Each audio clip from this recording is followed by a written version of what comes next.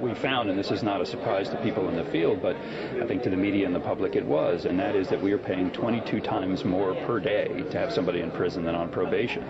So it's about $78 a day per prisoner, and then about $3.42 per day for somebody on probation. And so one of the issues that's really raised is, what would it look like if we spent $6 or $9 or $13 a day on somebody on probation? You could sort of double or triple or quadruple the level of intensity of services or supervision that offenders are getting, and still do it at a tiny fraction of the cost of a prison cell.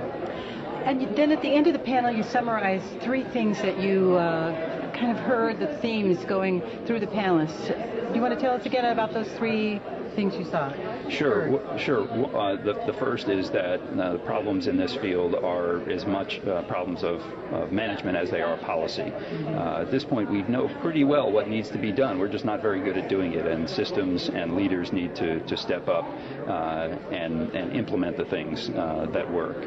The second is that the huge increase in imprisonment that we've seen has been mostly been caused by policy choices that states have made. It's not been driven by a huge increase in crime, specifically over the past 10 years or so. Crime has been dropping, and it's not due to sort of these broad social or economic forces that are really outside the scope or control of government. They are decisions, sentencing decisions, release decisions, other policy decisions that states and localities have made about who goes to prison and how long they stay, and that's what's driven the population up and the costs.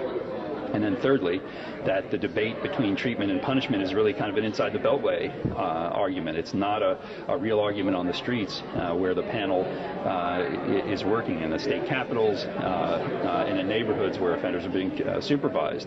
They know at this point that we need to do both treatment and punishment, that the best way to reduce recidivism and hold offenders accountable is to combine carrots and sticks.